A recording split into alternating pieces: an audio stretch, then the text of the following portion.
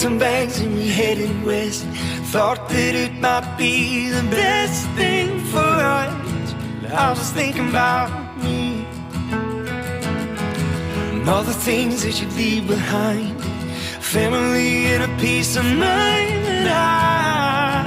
And I got you. I am gonna love you till the stars go out. Shelter up above you till they all fall down. We ain't got light, we got love. We ain't got light, we got love. Well, hey everyone. Welcome to the Easter Pod. I'm your host, Corey Easterday, and on this episode, we are chatting with author Lauren Dow about her latest book called In Body I Trust. Before we dive in, I just want to say thanks for listening. Super glad to have you here. Since the Easter Pod kicked off in February of 2020, it has been an ever-evolving passion project, but my main goal has always stayed the same. I want to bring you guests, insights, and topics that entertain, inspire, and help you aspire to engage the world around you in a creative and hopeful manner.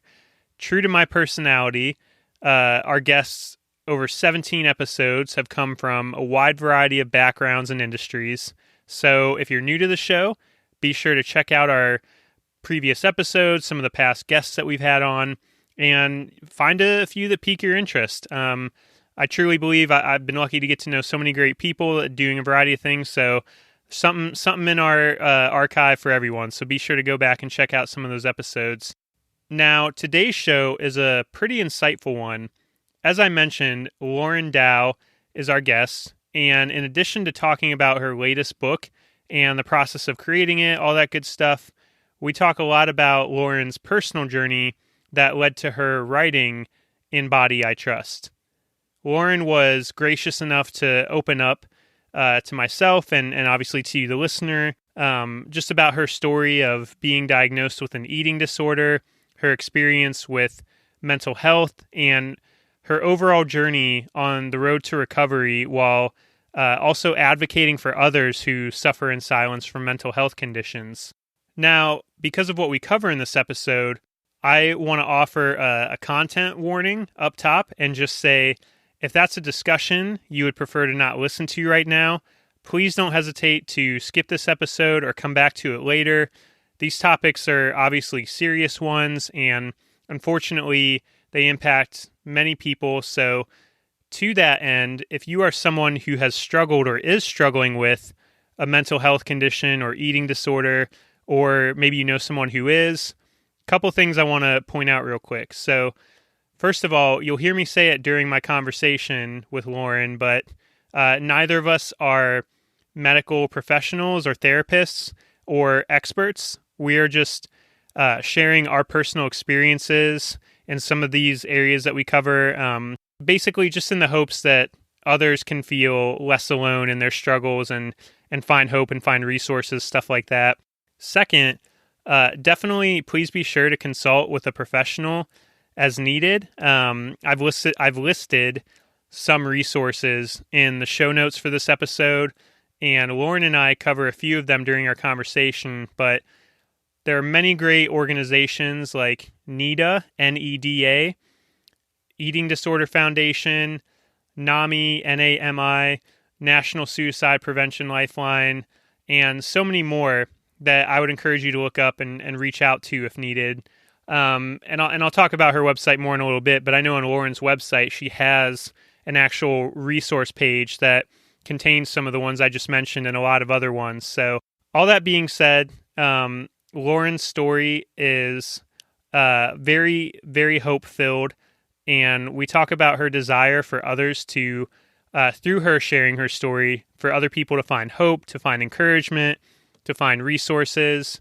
And Lauren, she does a great job of connecting with others, so definitely be sure to find her on social media. Her handle is on Facebook, Twitter, Instagram. It's at Lauren Dow Writes is her handle. Like I mentioned, be sure to visit her website, laurendow.com. There you'll find, more about Lauren, all sorts of resources, stuff she's written before In Body I Trust. She has a blog, contact, all this kind of great stuff. So be sure to check out her website, laurendow.com. And of course, check out her book titled, again, that title is In Body I Trust.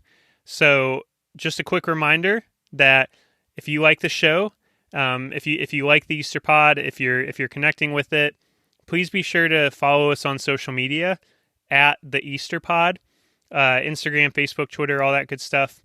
And, rate, review, follow, all the things, really helps the show. And, quite honestly, I am just a person that enjoys affirmation. So if you feel like giving that affirmation in the form of a digital, 5-star or thumbs up or follow, whatever, I'm not going to turn it away. I think we all could use some good affirmation every now and then. So please be sure to do that. Check us out. And that music you heard up top is by my good friends, a band called the Talbot Brothers. So absolutely be sure to check them out too. Without further ado, my conversation with Lauren Dow.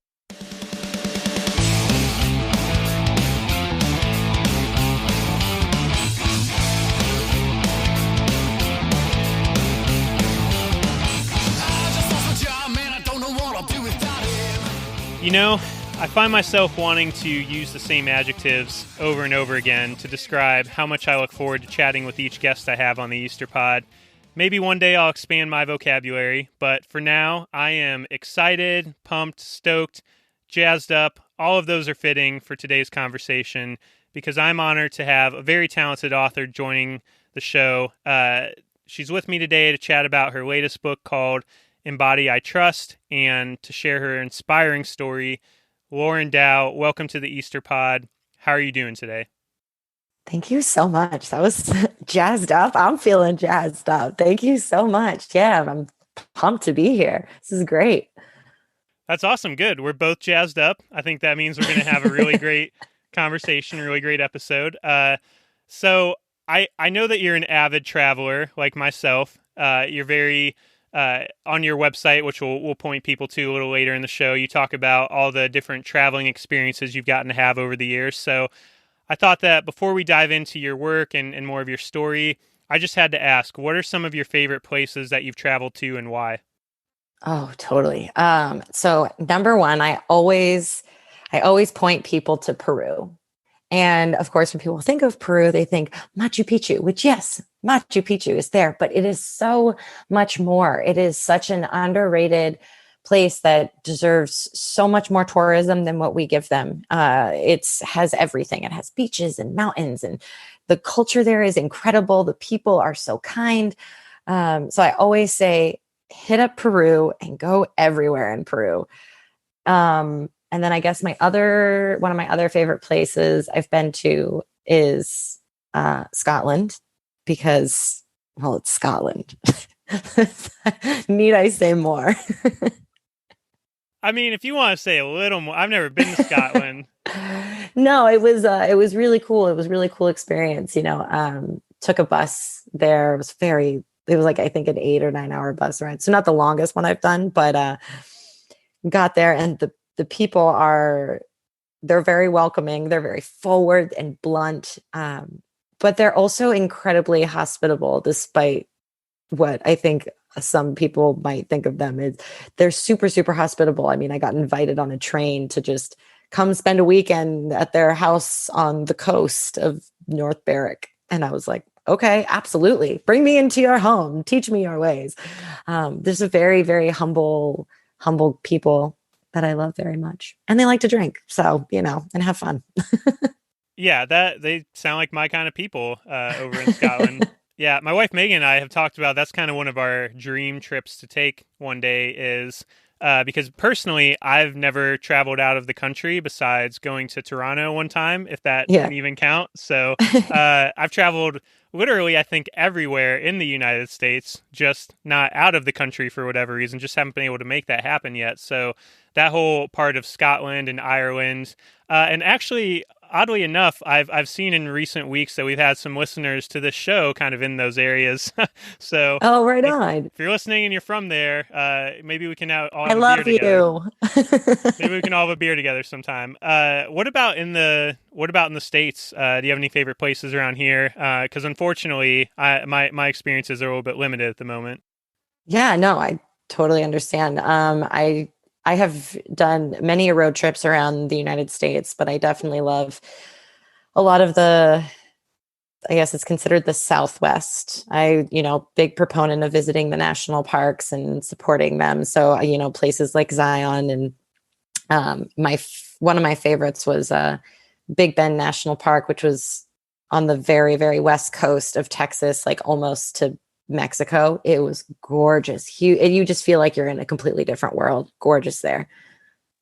Yeah, I would agree with that. The American Southwest is incredibly fascinating. I've been able to go through there on a few road trips myself. My wife and I, Megan, we actually took a we've done a few cross country road trips, but kind of the biggest one we did was a couple years ago, 2019, that summer. We did 35 days. She had an elopement to photograph in Upper Washington State. So we kind of I forget the route we took exactly. It's not super important, but we just did a big circle around the U.S. and got to go out west. And I remember I have vivid memories from other road trips of just sitting in a car outside of Four Corners, kind of the New Mexico, Arizona, Colorado, that area, the Four Corners there, just seeing the stars and the desert and just being so impressed by everything that's out there. I love it. And I will say, ironically enough, I've been to Four Corners twice on two different road trips, but I've never actually been inside Four Corners because every time I travel through there, it's always closed and shut down. So that's still kind of on my bucket list to actually go in there. But I agree. Yeah, the Southwest is absolutely incredible, beautiful place. So I thought it would be good to get into some of the specifics of your story toward the beginning of our conversation, since your story provides so much of the context for your writing and where you focus your passion. On your website, you describe yourself as a self-love and mental health author. Why have you chosen that focus in your work, and how do those two topics connect to your personal story, if you want to walk us through that a little bit? Yeah, totally. So I guess this is kind of like a three-part type thing. So my story is over 30 years long, so I could go on forever, but, kind of where all of this writing in terms of self-love and mental health had stemmed from. So I started in 2016. I left for a year-long backpacking trip and did Europe, South America, multiple countries throughout there. And when I was in South America, I got really, really sick. I don't know if it was like the food that I ate or the water or something happened. I just couldn't keep a single thing down. It was really, really tough, because you're like bouncing around to different hostels and you're meeting all these people that are having these communal meals. And you're like, I'm eating a raw potato. That's fun. So and between that and literally having my life on my back and hiking multiple miles at a time, I dropped a significant amount of weight. And I think, I can't really say when it all really started, but it was around the end of that trip towards like when we were in Juarez, Peru, heading towards Colombia. And I just was like, I can't do this anymore. Like something's not right. I was depressed all the time. And my weight was just continuously dropping. I could feel that something wasn't okay and that I needed some form of stability to figure this out or to regroup, whatever. And so in 2018, finally settled in Denver for a bit. And that, I think, is really when I hit an all-time low, because not only was I, in this realm of I'm repatriatizing almost, in a sense. I'm going from this very adventurous, lifestyle that has completely different cultures than what I'm used to, going back into, quote unquote, normal life, being in one place, trying to have conversations with people. I just was like, my brain couldn't process. And so I started to get more depressed, and I could feel, again, something just not being right. And, eventually I started seeing a therapist. I was diagnosed with multiple eating disorders. I had been diagnosed with depression before, but never actively sought out the help. And I guess what to answer your question in terms of the self-love and the mental health writing, the writing was a means of therapy. It's always been a means of therapy for me, but I didn't really consider it that until my therapist suggested, as cognitive behavioral therapy, let's try to work through these emotions, kind of work backwards, disassociate the feelings from the food. What are these things that are, what are the things that are happening? Are there things standing in your way or things that you could change? And so as I'm writing, I realized it was something that I wanted to share with other people. At first, it was less about other people. It was more about myself. And I was just tired. I was tired of wearing these these masks, essentially pretending that I was okay. Everything was totally fine. I've got it all together. Look at me on social media, whatever. And, and even to my friends and family. And so I posted a blog. I hadn't really done a whole lot with my blog, but I decided to write that story. I hit post, shut my computer, ran out the door.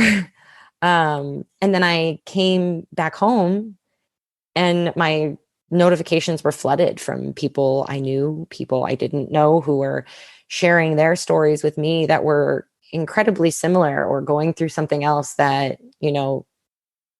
with their mental health, that may not have been exactly the same, but they could at least relate to, in the sense of that loneliness feeling, that lonely feeling of going through this and not feeling like they can talk about it. And so I decided that in all of this, in all of my, stacks and stacks and stacks of journals and all of my folders of Google Docs of things I've written over time, I was like, you know what?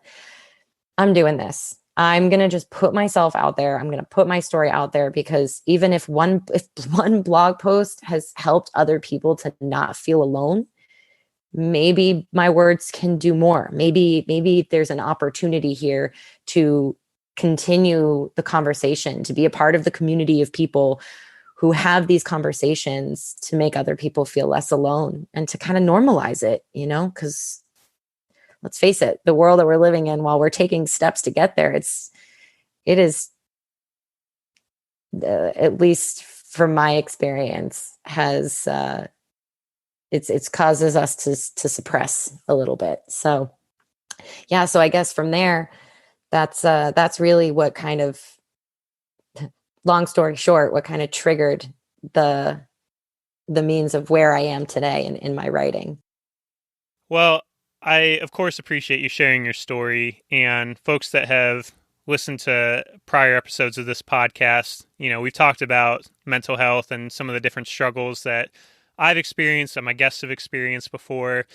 I share with you in that from the mental health standpoint, which can be kind of a broad umbrella to cover a number of specific kind of disorders and issues and whatnot. From a mental health standpoint, I'm 100% with you on the importance of destigmatizing it and talking about it and normalizing it, which is a big reason why I am so inspired by your work and your story. And I'm so grateful to have you on to have this kind of conversation, because of the journey I've been through personally and how important I think it is to share these types of stories. And you said a key phrase in there about sharing your story and others feeling less alone.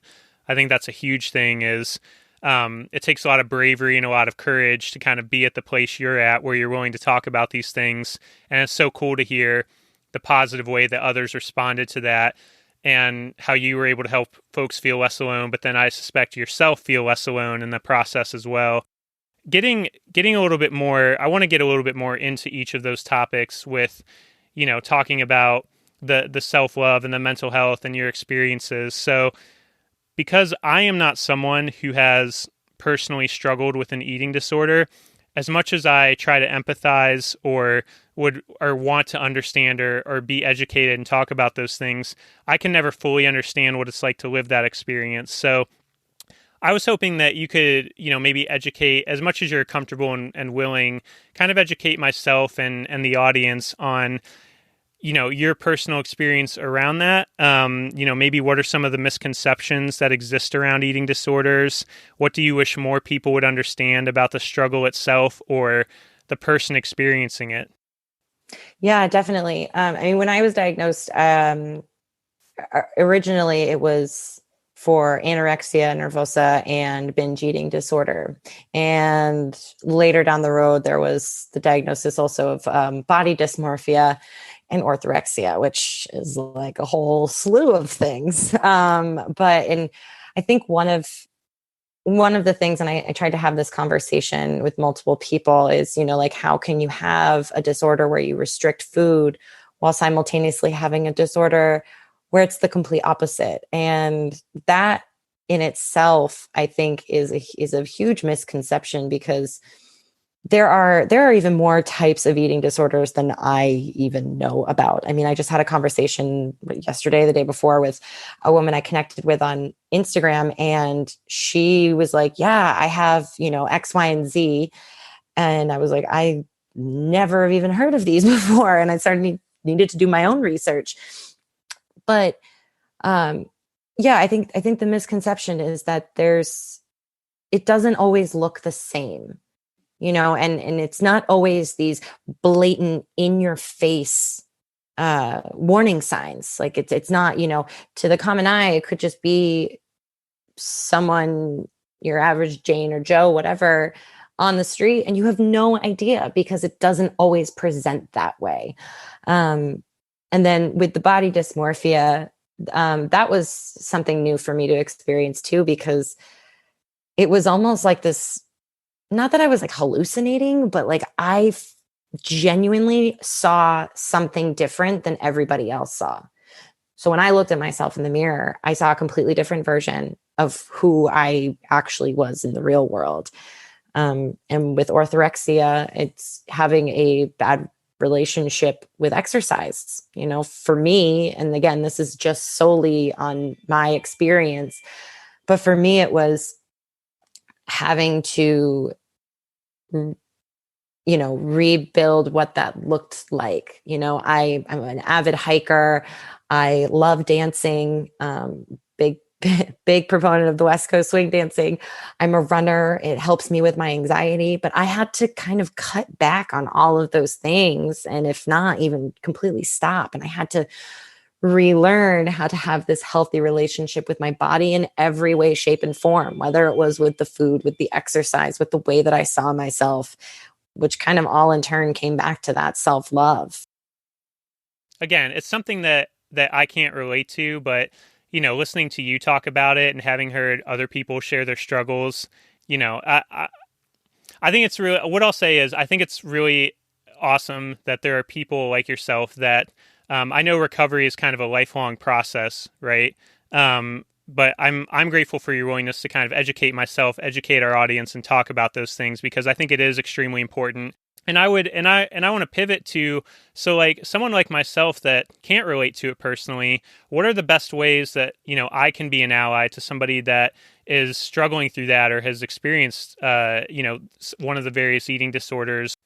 Totally. I would say the number one thing that you can do is to, well, I would suggest two things. I would say first is to open up that door for them and tell that person that, like, you love them and you care for them. And when they are ready, that you're there to listen. Because I think a lot of times, like, the people that we care about, we want to fix their problems and we want to take it away. And that's the whole thing, is that nobody can fix, whether it's with an eating disorder or any other kind of mental health issue, is that we are not the fixers, we are the support. And I think is understanding the difference. So understanding that you can open that door for them, when they're ready, so they don't feel so alone. And I think number two, to kind of coincide with that, is to educate yourself, and I mean, I'm still educating myself all the time. And I'm one of the people going through it because it's such a complicated, complex beast, just like with depression, just like with bipolar. They all have their completely different spectrum of obstacles that it comes with. And a lot of the times, most of them are tied in. So I would say open that conversation for support without feeling like you need to fix, and to educate yourself. Those, I think, would be two really, really great ways to start being an ally for people who are with eating disorders. And I would even say for any mental health condition, because if we're going to continue this conversation and try to be really try to be a part of the community, it's so much more than just that. Because like with eating disorders, it's never just about the eating disorder. Like, especially like, I know for me, the eating disorder was a product of the depression. And before COVID, I was reassessed for bipolar, So, I mean, there's underlying issues beneath that. So I think that there's so much that we can do. But I think what you're doing right now, and just allowing a safe space for people to talk about this stuff, I think that is just a huge part of it right there. Yeah, and I it's probably the third or fourth time I've said it, but I don't think I can stress it enough, because I'm very, sensitive to how these things can affect us on a deeply personal level. I'm just grateful for your willingness to share and come in this space and talk about it. Do you have any resources that you typically would point people to as far as educating goes, like if people wanted to learn more about this? Yeah, I mean, they have many different support groups for family and friends who have a loved one with an eating disorder. The one that I went to is the Eating Disorder Foundation. And while they are stationed in Denver, because of COVID, they have now expanded everything to virtual. So anybody can join. They have a calendar on their website, and anybody can join in virtually. So I think that's a great place to start. And of course, NEDA, the National Eating Disorder Association, is a really good place to start as well. And we will, just a few clarifying things, we will be linking to those resources and more in the episode notes here. So if anyone wants to reference that. And one of the things you and I talked about too that I know we definitely want to mention is neither you or I are experts on any of the stuff we're talking about. We may have lived experiences. Obviously, our lived experiences are different. There are some similarities and some crossover, but we're just wanting to share, and particularly I want folks to hear your personal experience. So just that idea we talked about of feeling less alone and being able to connect, and like there's somebody out there that understands, that gets it. So we're not medical doctors, we're not therapists, but just sharing the story so that folks can connect and find resources and understand that they're not alone. I will say one of the aspects of your story that I can relate to in some sense on a personal level is just that battle with things like depression and anxiety. I have talked about it before on this podcast, so I won't go too in depth here because I want to make sure we kind of keep the focus on you. But, my own personal journey has involved, going to therapy and just trying to place different things in my life that serve as a way for me to just kind of better understand myself and develop tools and resources so that I can be a better person and just be better for those around me, and try and heal from trauma, different things like that. So without getting into any super personal details, I think you mentioned that you've done therapy yourself before. Is that something you're still doing, or is that like, what has your experience with therapy been like for you in an overall sense? Totally. I mean, I'm a huge proponent of therapy. I absolutely am. It has completely changed my life. When I first started, I was doing therapy once a week. I still have the same therapist who I still speak to very regularly. And it kind of fluctuates a little bit, just when I'm at a really, really good part in my life, I'm able to, maybe dial it back down to every other week. But I mean, now even, I'm going through some life stuff right now. And so I've bumped it back up. So we're talking pretty regular again. So I'm a big proponent. But I also love support groups. They have support groups for everything. And I love it because it's not just, it like provides something more. It's that whole concept of like community and not feeling alone. You can be in a room where people understand the way that your brain works or the thoughts that you've had and the confusion that comes along with them sometimes, or the loneliness or whatever feeling associated. They understand. So yeah, I'm a big advocate for therapy and for support groups. And yeah, definitely have been attending with my therapist every week so far. So what kind of encouragement would you give to somebody maybe thinking about starting therapy? To not give up. Oh my gosh. The process of finding a therapist in general that actually you can have that relationship with is so hard. Like it's kind of like dating, right? It's like, I don't know if you went through this, but like for me, it was like, I had to like do consultation after consultation. I'm sharing my story over and over again. I was exhausted. I was mentally drained, being like, I'm never going to find somebody, never going to find somebody that works for me. And then it happened. And I found one and I was like, yes, there is hope. And I cried my eyes out. I was so excited because I was like, I finally felt like I had somebody who was on my team in the way that I needed them to be. And yeah, so don't give up. But yeah, I don't know if you had that experience at all when you were trying to find your therapist, or if you just were super lucky and first one and done. Well, so I've been going to therapy on and off for a good portion of my life. So I've met with several different therapists, and I would 100% agree with you in what you're saying about the need for, and something I always suggest to people if I give any encouragement about this stuff, because every person's mental health journey is different. So it's not like like you've said, it's not about fixing or trying to solve or saying like this will absolutely like, well, what worked for me or what made sense for me will 100% work and make sense for you. But it's that idea of, like you said, not giving up.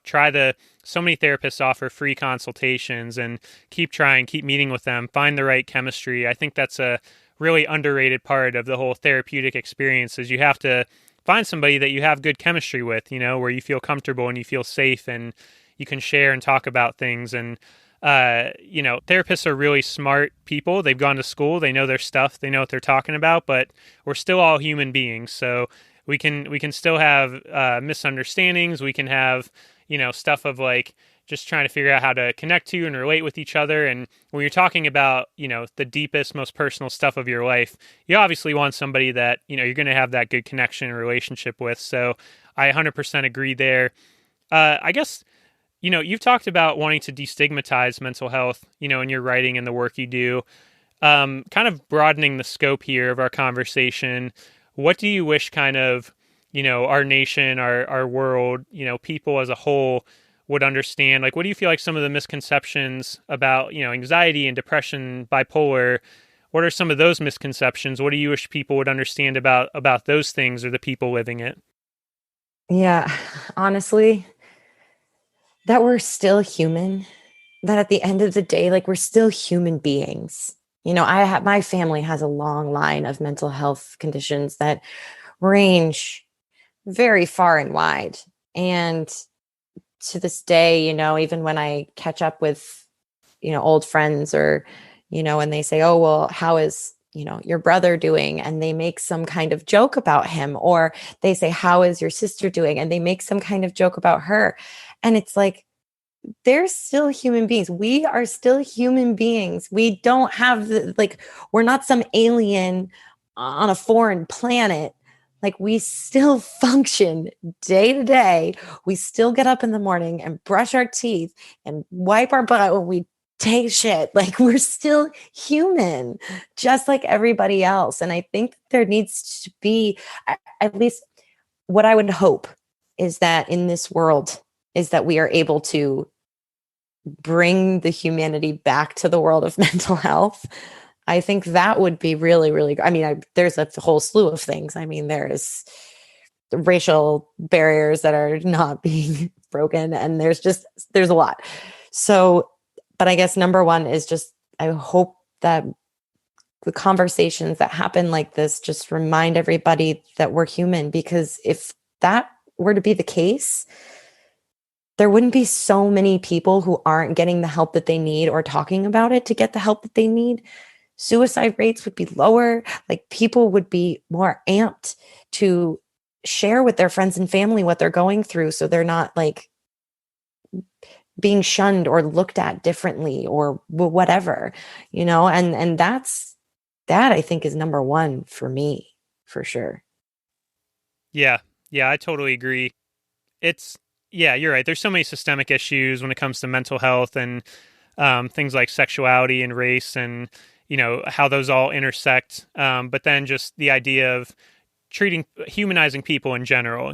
People can be afraid to maybe talk about some of the things they're going through because of the stigmatizations that do exist, or fear of how people will treat them or how they'll be seen or viewed. And yeah, I'm not always perfect at it, but I mean, that's part of why I want to talk about these things on this podcast, is because I want to create a space where we can share and destigmatize these things a little bit, because it's been so healing for me to have people to talk to that have been through similar things or can understand where I'm coming from, or when I put my story out there and people have responded positively to it.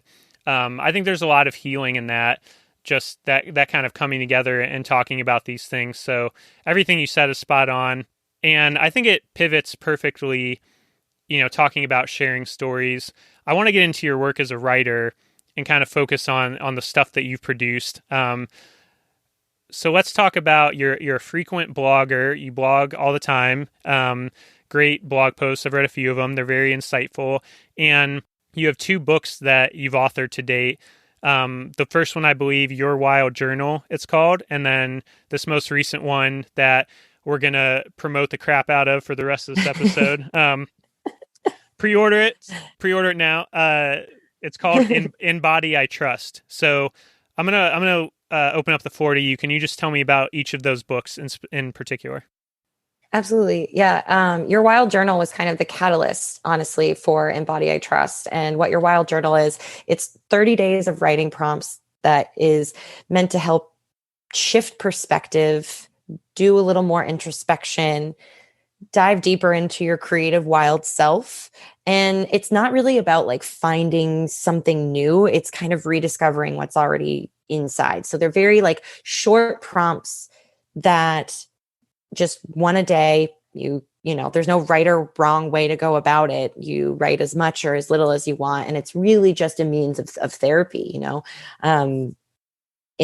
in just a written form, which I always have found very helpful. And again, was the catalyst for In Body I Trust, which is like my first full length novel, which is crazy. But essentially what In Body I Trust is about is, it's about one woman's journey of recovery and growth and survival. I mean, it's based on a true story. However, it's, while it is my story, it's kind of like a fictionalized memoir. Because when I was writing it, I wrote it in third person, so I could remove myself from the narrative and I could be a viewer of my life rather than the one living it, to kind of help me work through a lot of these emotions. But in a nutshell, what it's about a woman named Amelia who's on the verge of turning 30, and she's battling, going through relapse in her eating disorder recovery. Her partner left for Guatemala, never came back because he was trying to escape her. And she's kind of teetering on the edge of recovery and the darkness of her mental health. She meets her schizoaffective neighbor. He shakes up her isolated monotony and really just does this huge shift for her in her life. And the whole moral is to have this message of hope. That is what I hope people can gain from this book, is that while it is a story about mental health and depression and eating disorders, and it does get kind of dark at some points, but it is not all dark, because there is light, there is hope. Because I wouldn't be here now if it wasn't for this book, if it wasn't for taking that journey. And that's really what this book is about. Talk to me about the process of creating and writing a book. I distinctly remember being 20 something years old, and you and I are both in our 30s now, so this is quite a while ago. Sorry, you Yeah. just turned 30. I'm not going to age you. No, it's okay. I'm almost 31. It's fine. I'm in my 30s and I love it. Okay. Well, there you go. Yeah, let's just embrace it. But yeah, I remember being a pretty young kid, and I remember kind of a funny story telling someone that was like a mentor of mine. I had just kind of started a nonprofit organization, or a branch of one, more specifically, I should say, in Ohio where I was living, and kind of getting more into community work. And I was thinking like, wow, I'm having all these experiences. Like I'm totally going to write a book and all this stuff. And I just remember kind of getting laughed at a little bit, but like not in a discouraging way, but just like hey, just get some more maturity under your belt and some life under your belt kind of way. So like all that to say, like it's kind of funny to think about those things, and that's been something I've thought about. What would it be like to do that? But I know for myself, I'm a perfectionist, so I always keep telling myself, well, I have to come at things from the perfect angle, and I have to get it all right before I even start. And so I admire your ability to what you've done is to just sit down and write it and create the thing and put it out in the world. So what is that like, writing the book and seeing the pages and seeing the cover and seeing it published and seeing it at stores? Like what's the whole experience been like for you? I think I'll say it again. It's been surreal because I've never written a book before. Like and I never thought that my first book would be a fiction or be anything like this. I had no idea. But it was quite a learning curve. I didn't go to school for creative writing. And I got my bachelor's in public relations. Like I didn't have the knowledge of the quote unquote right way to go about writing a book. And it was just something.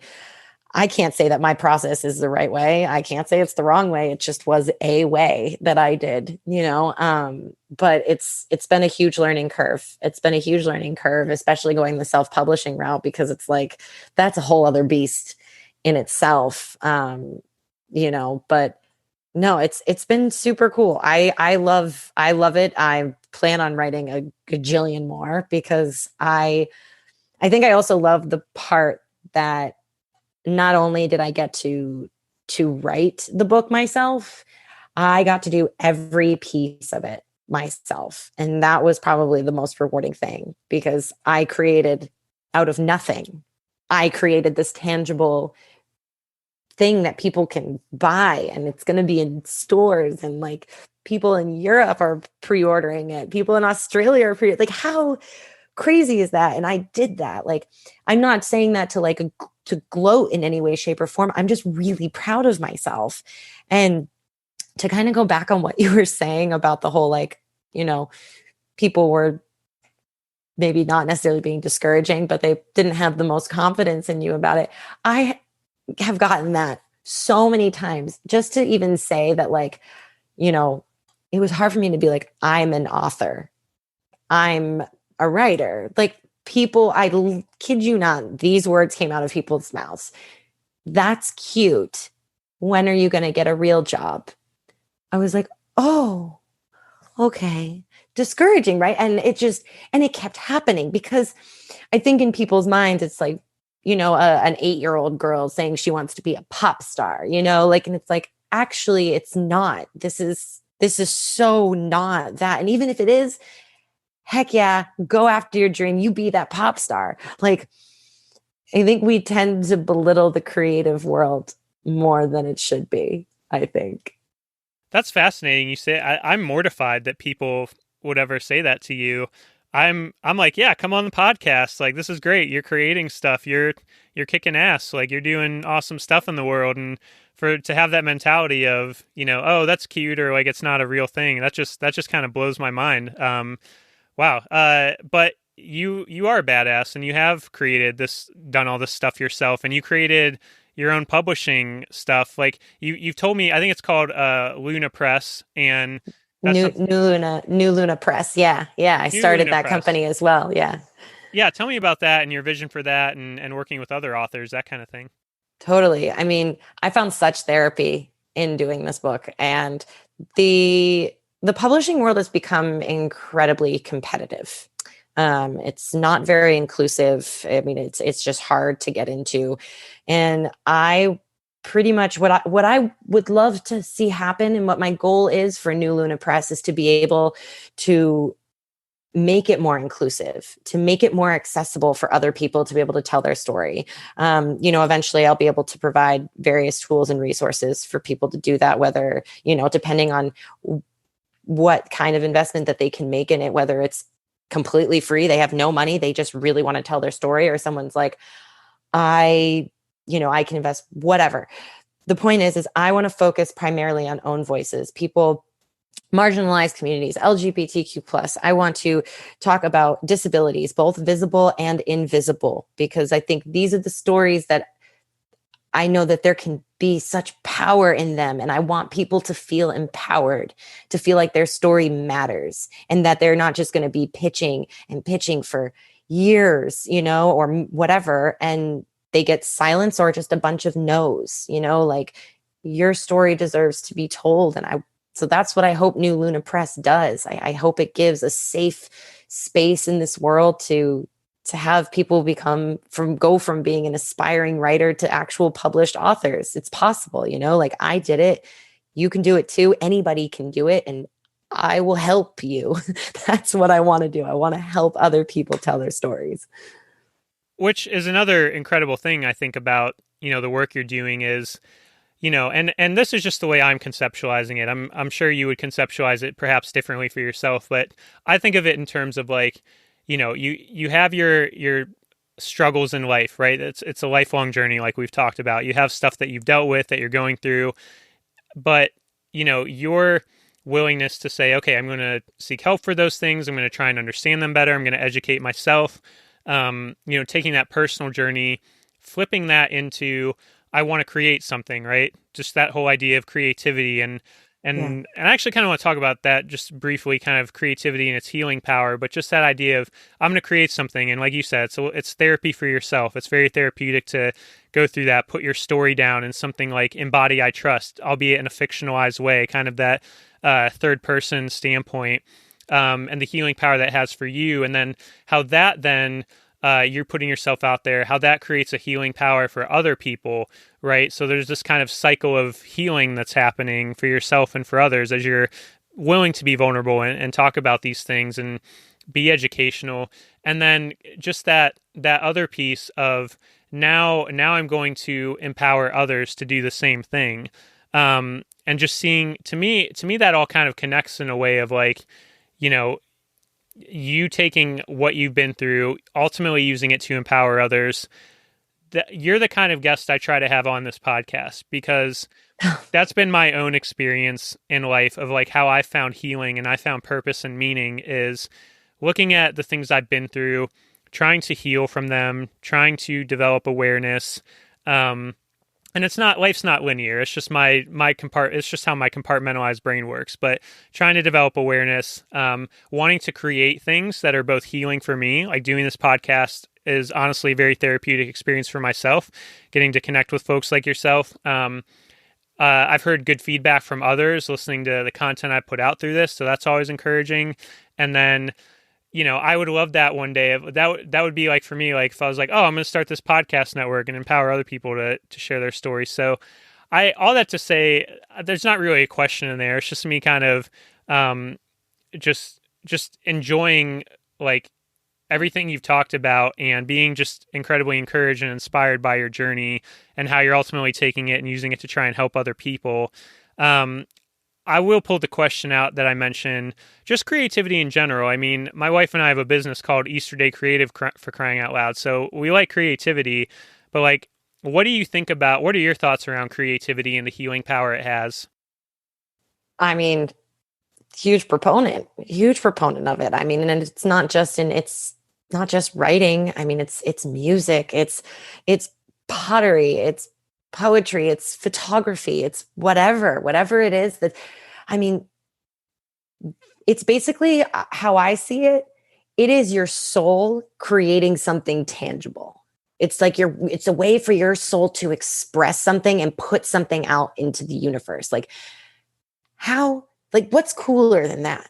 Like in your photography business, you are capturing moments and creating a visible thing that someone can print out and have for the rest of their lives, and have this memorable moment. Like, how cool is that? You're not only doing this for yourself and the way that you can see the world and you and your wife can see the world, but how you see other people's world in such a beautiful way. They get to experience that, like that is the expression of the soul. I mean, a poet, you can hear them when they talk, a singer, a musician, you can hear it when they play, like they're creating something. I think creativity is the most wild thing you can do for yourself. For the folks that have read In Body I Trust, because I'm sure you've had some folks look at it and check it out. What has the reception been? It's not available publicly yet, and I don't want to go into any, spoiler type things or that whole deal. Yeah. But what do you feel like the general reception's been? I was terrified at first. So it is on pre-order. It'll officially be out into the world as of May 25th of this year. But people can pre-order it today. And I have some review copies that are going around, which is, people were very excited, honestly. And I was intimidated because it's an incredibly vulnerable thing to do, but people have been so much more receptive to it. People who have gone through similar things, people who have not gone through similar things, people in the medical professional world, like they're all reading it, and they're, I think the number one thing that they're saying the most, which is such a cool thing to hear, is just that they don't feel alone. That's my whole message. And that's what they're getting out of it. Like, it's just so cool. And like, remember, I am a human being. I know that there will be people that do not resonate with this and they think that it's total crap. And that is fine. That is completely part of it. Just means they're not a part of my community. And that's cool. Like, to each their own, but yeah, I'm so grateful. I'm so grateful for everyone's feedback. It's been truly, truly amazing. Well, good. I'm extremely glad to hear that. I need to pre-order the book still. That's on, we were talking about lists at some point, I think maybe before we started recording. So that is for sure on my list. We're both list people to make that happen. I got my list right here. Yep. And I respect it. I love lists. So I'm looking forward to being able to order it and check it out and kind of see, what you poured yourself into, kind of see the final result of that. So I'm super glad to hear that by and large people have been really receptive, and that it's, people are connecting with it, and that's kind of achieving, the purpose for your writing. Or one of the goals that you've expressed that you have in mind with your writing is to, help people feel less alone and find hope and, tell this story. So I'm glad it's been a great reception. Part of what you're doing with this book is you're working with an organization called Project Heal. Can you just talk about that and what you're doing with them? Of course. Yeah. So in my research for inpatient treatment, when I was going through recovery, I realized even with insurance that inpatient treatment would have at minimum cost me $30,000, which is an obscene number to save someone's life. And so I started to do research and realized that while there were opportunities for someone in my position, i.e. a white female, to be able to get some extra help, and that there was research being done for people like me, the poster child, I noticed that there wasn't anything being done for anybody else. And so I started doing more research, and I came across Project Heal, and their mission is to break down systemic healthcare financial barriers for eating disorder treatment, specifically for whom the system fails. And they just recently added on a new research program with, they call it Barriers to Treatment Access Study, with the EAT Lab at the University of Louisville. And I wanted to be able to give back. So what I'm doing is that 10% of the royalties that I receive on all pre-orders is going to be donated back to Project Heal. And now that's like no printing costs, no anything. I mean, this is after everything. This is just solely out of my pocket. Anything that I receive, 10% of that was going to go back to Project Heal. Which is absolutely incredible. Yet another aspect of your work I appreciate as someone myself who's kind of been in the nonprofit world. I'm grateful for it because it enabled me to be able to check out Project Heal and learn more about what they're doing in that work and why it's so important. And I think it's great that you're making that connection of it's just another tangible way that you're kind of helping others, right? That have been through something similar. We've covered a lot, right? So I wanna give people the opportunity to connect with all of your work and the different places they can find that.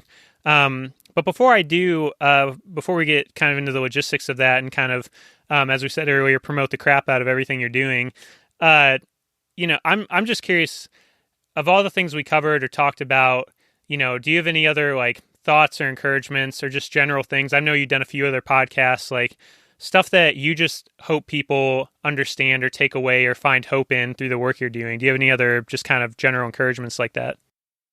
I mean, I'll say it again, that you're not alone, that you're not alone, that I really do want to build a community where people can have these conversations and feel supported and feel loved no matter who they are, because at the end of the day, we're all human beings.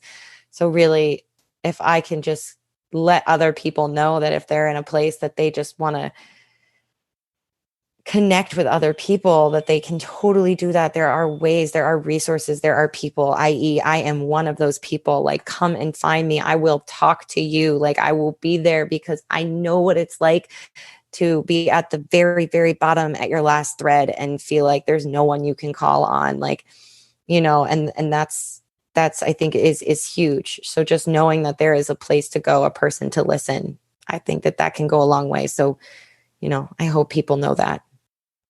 Absolutely. And we would encourage folks to follow your work, learn more about what you're doing, pre-order the book, connect with you. So I guess that's my question. Where can people learn more about you, follow on social media? I know you have a website. Where can people purchase your work? Like, just go ahead and plug all the things. Yeah, absolutely. So you can visit my website, laurendow.com, and that will have all the information of where you can order. It's available on Amazon, Barnes and Noble. You can call up your local bookstore if you'd rather support local, which is amazing. And you can just say, hey, I'd like to pre-order In Body I Trust, and they'll be able to help you out. And you can also make sure to follow me on Instagram, Facebook, and Twitter at Lauren Dow Writes. And that's where you can find me. Everyone, please go check out the work of the incredible and awesome Lauren Dow. Pre-order the book, In Body I Trust. Get your wild journal. Check out her website. Follow her on social media. Go read the content on her blog. What I love about it, too, is you just have so many ways that folks can kind of connect and consume the work that you're putting out and your writing and all of that. So I strongly encourage people to check those things out and just connect with what Lauren's doing. I mean, there's a reason, I wanted to have her on is, just aside from being able to feel personally inspired by some of the stuff that she's doing. I've seen the way it's just had a positive impact on so many other people. So if there's one thing, we talked about your hope for putting out the work you're doing. If there's one hope I had for our conversation together today, it's that even one person would feel less alone, would feel empowered, to tell their own story, would feel encouraged to just connect with you, and to reach out to you or to someone else that they trust to talk about these things. And that folks maybe that haven't experienced or gone through some of the things we've talked about, that they would feel encouraged and inspired to actively listen to and try to understand and not try to fix, but become educated on the people in their lives and learn how to become a better ally, right? I think that's extremely important. So if you're someone that is struggling, that's, going through anything that we've talked about or anything else, like, again, the encouragement is just, reach out, take the first step, start the journey. I know things can, trust me, I'm somebody, I deal with a lot of anxiety, so I very much feel overwhelmed by sometimes even basic things in life. So it can feel overwhelming, but just, we all just want to start somewhere, and I think that's the encouragement. and to know that there's hope.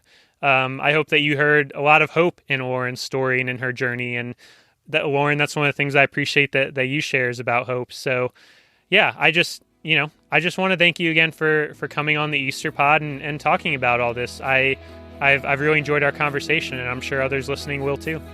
Thank you so much for having me. Really, it's been awesome. And I'm very, very humbled. So thank you so much again.